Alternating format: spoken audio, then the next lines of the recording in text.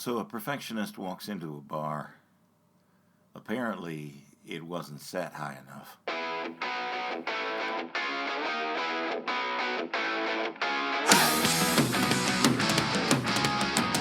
Welcome to Across the Table, the podcast of Hannibal the Magician.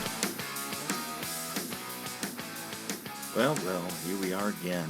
It's really interesting to be back behind this microphone and in a whole new world and a whole new place. I am no longer in Los Angeles. For those of you who are just now picking up on this, I have moved to Estes Park, Colorado, where I am doing magic tricks and doing theatrical seance performances for the spookiest hotel in the world, the Stanley Hotel. The Stanley was the inspiration for Stephen King's book, The Shining, and I'm sure most of you have heard about that one.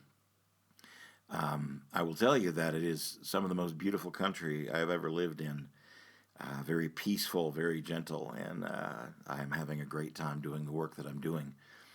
So I thought, inspired by the beauty around me, it might be time to pick up this mantle again and get back on the airwaves. I hope a few of you are listening, and I hope that you are enjoying what I'm putting forth. Here's a story. So let me give you a little background on this, because this is one of those, stick a pin in this one because it's going to go in the book eventually. My seance performances, the show is called 13, and it is a theatrical seance set up in the Stanley Hotel. And we have decked out a room of historical artifacts. And when I say we, I'm talking Aidan Sinclair's group and myself have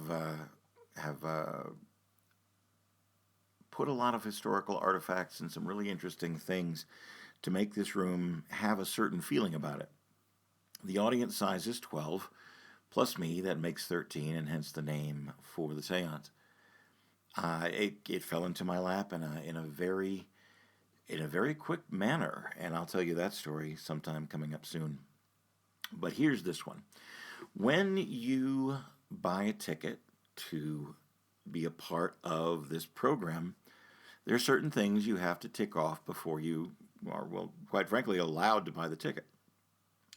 One of them is that you not have a recent bereavement in your family. My show is very emotional and has some very vulnerable parts to it, and it can be overwhelming to the wrong state of mind if you're not well girded and guarded about. There is, of course, drama and tension, but I don't want to overwhelm anyone. I don't want anyone to be stricken by grief because of what I'm putting forward in my little room.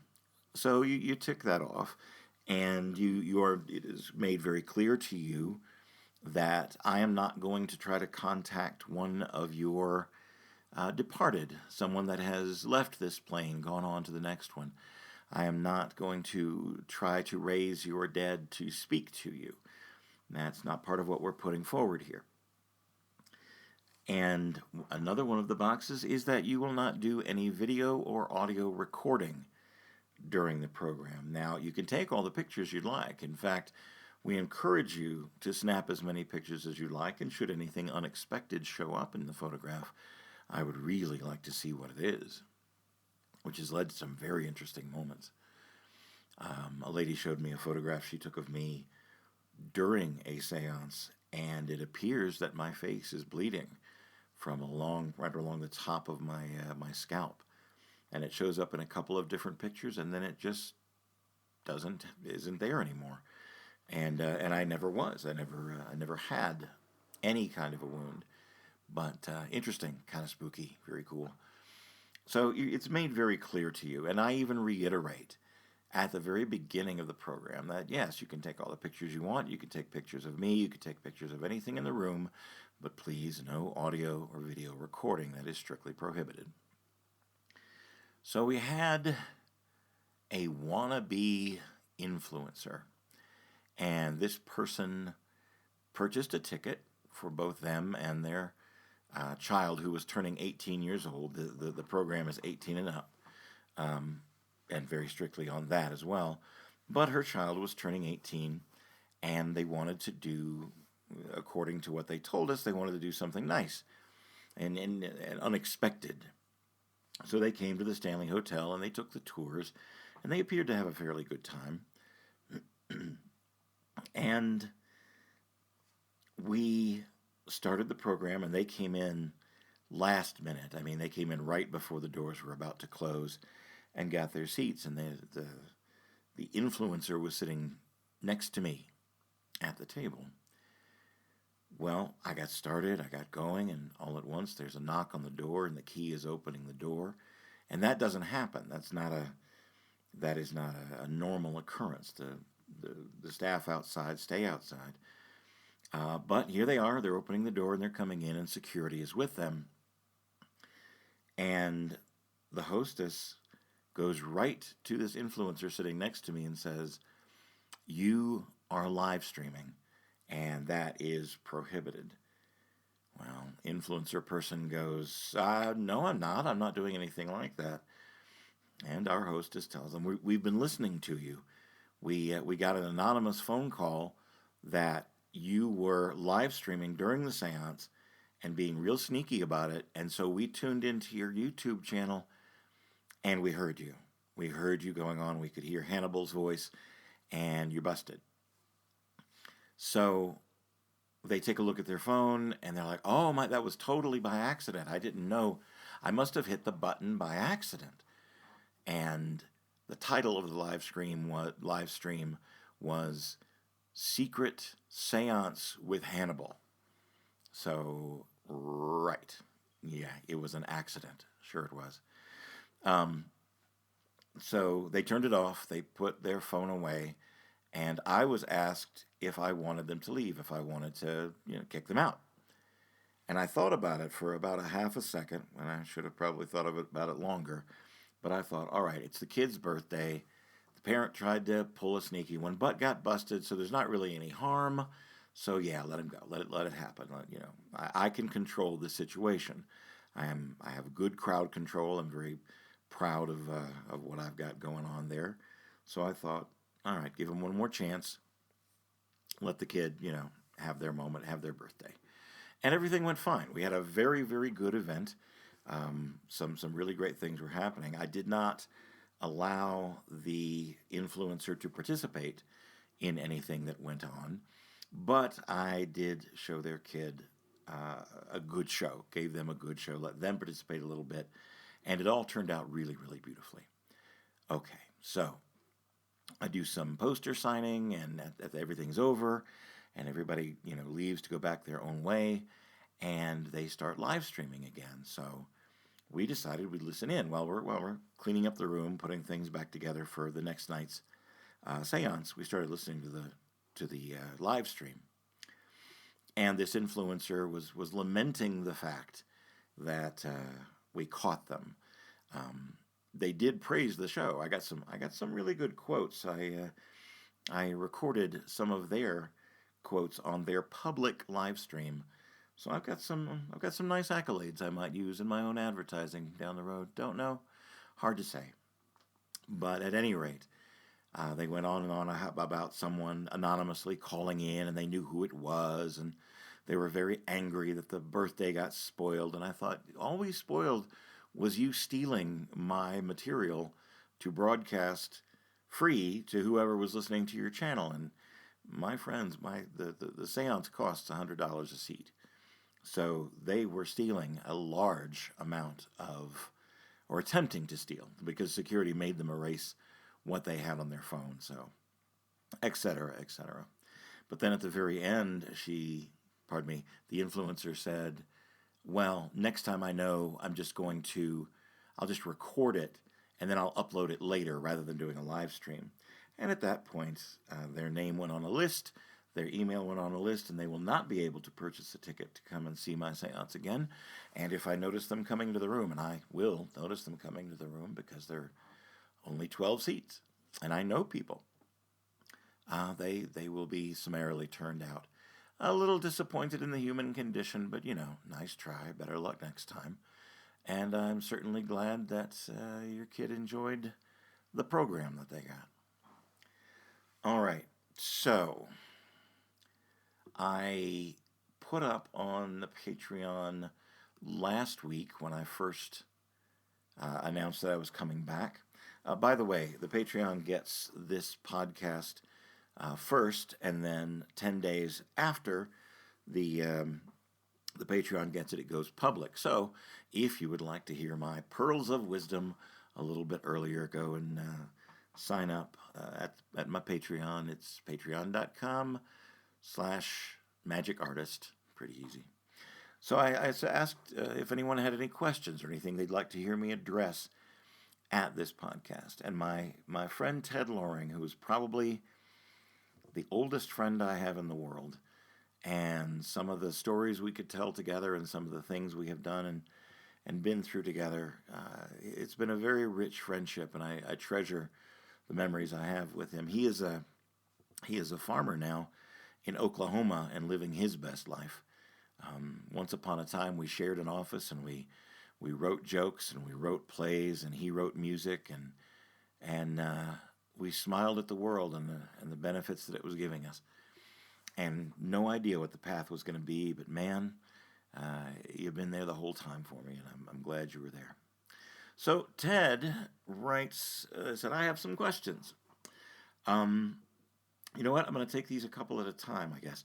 What is the peak season where you are? Well, the peak season runs here in Estes Park at the Stanley Hotel from Memorial Day all the way through New Year's Eve. That is our on season.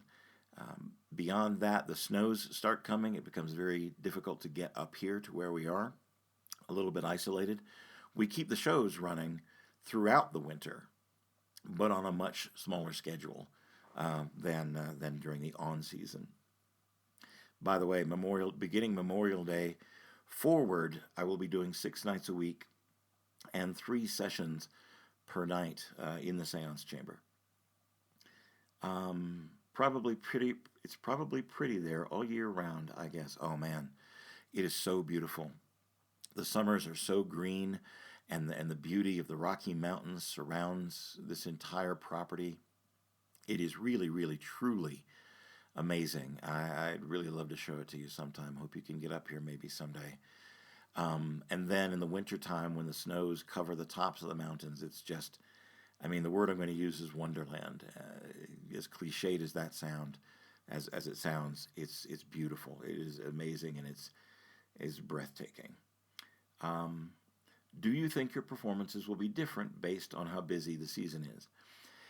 Yes, because I'll be putting 3 sessions in a night, they will be timed a little bit more rigidly than would be the off-season when I've got a little more leeway going back and forth. The program, the 13, the seance show, changes every single time, because a lot of it leans on the personalities and the stories that get told by the audience members. We actually make them a part of the seance itself. Now, we don't, like I said before, we don't make any imitations of drawing forward their departed, but we do allow them to tell stories, or encourage them to tell stories about people that they care about and that they love, that have moved on from here. Okay, here's a tough one. How do you read an audience? What are some of the things you notice that cause you to pivot or adjust the performance? Well, I look at how they dress to come to this intimate show. They are in a starred hotel. It's a very famous place, and the price tag for staying in the Stanley is not inexpensive.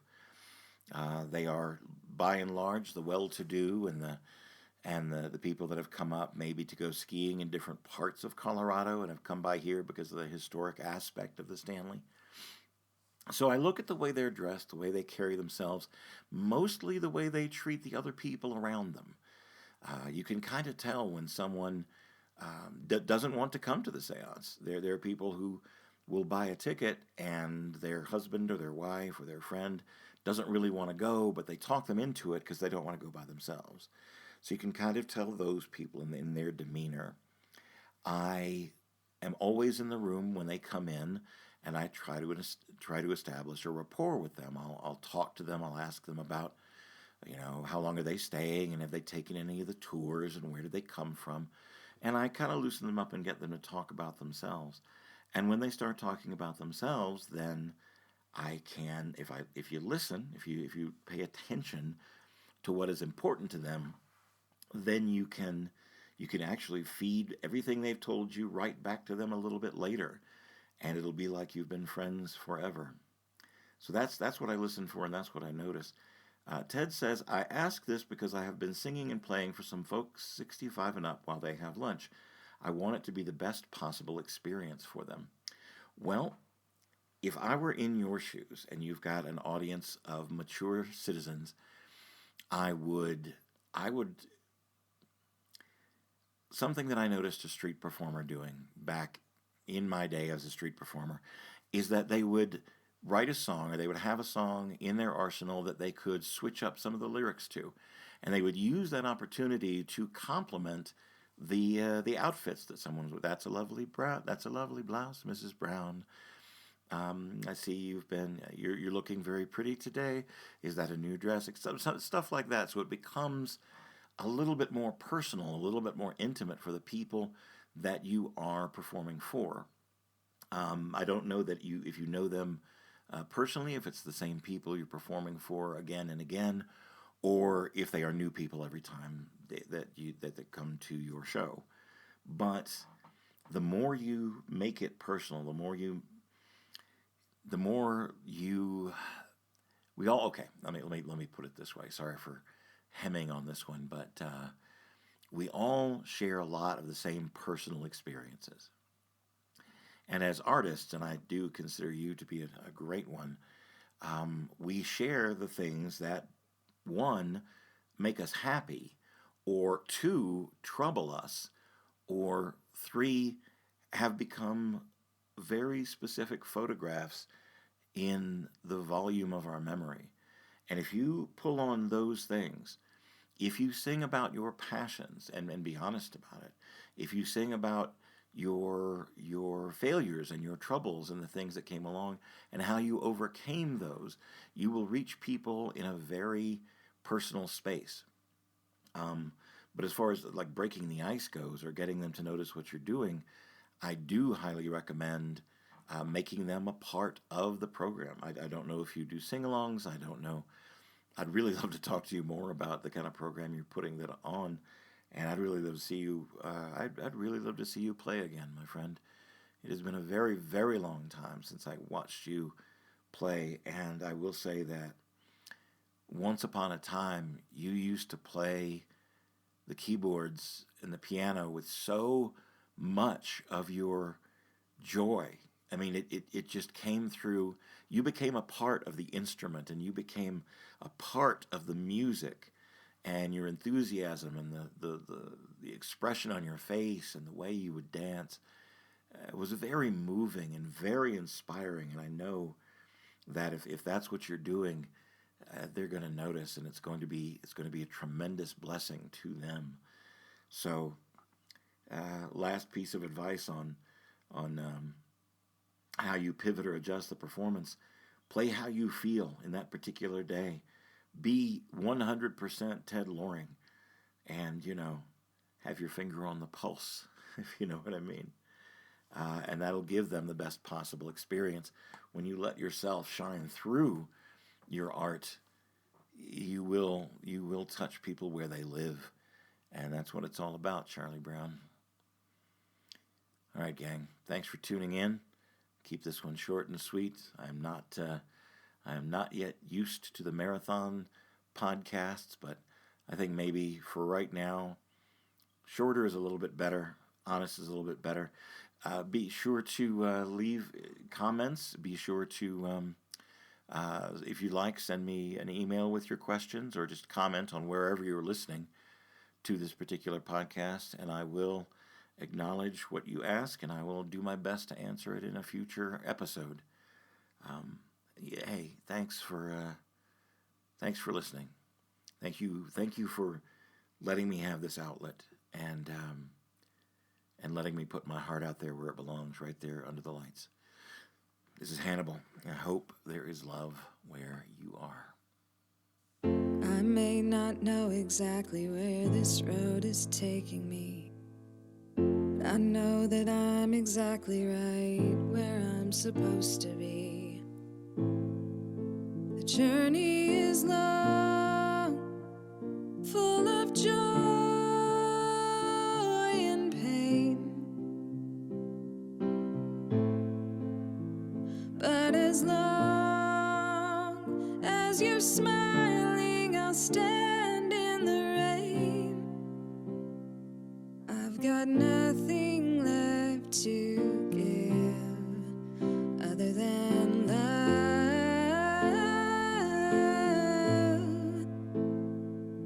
But the funny thing about that is, love is everything.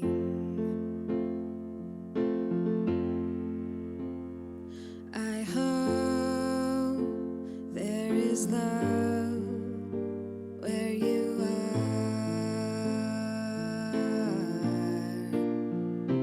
I hope there is love where you are.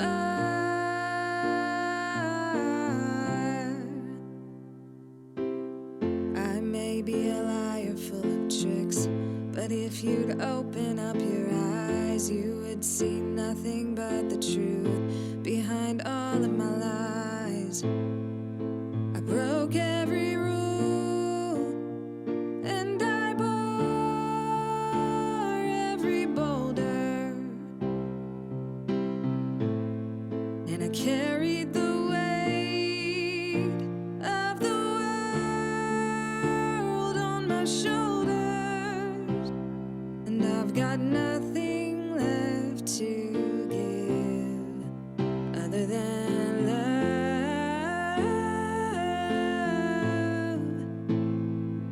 But the funny thing about that is, love is everything.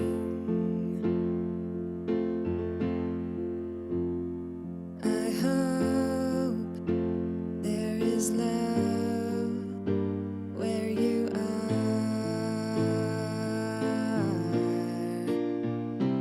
I hope there is love where you are.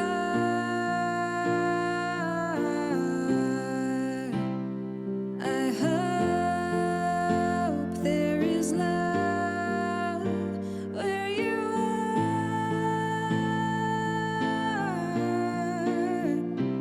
I hope there is love where you are.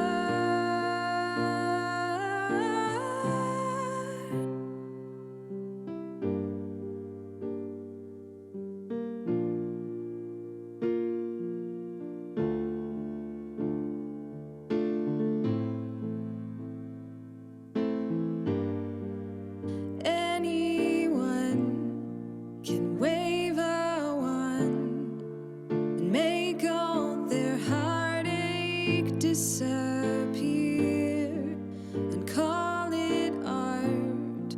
But without heart, you've got nothing but illusion. Anyone can wave a wand and make all their heartache disappear and call it art. But without heart, you've got nothing but illusion. I hope there is love where you are.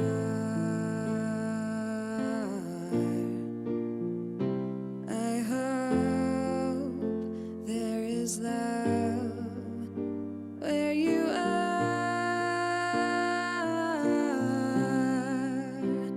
I hope there is love where you are.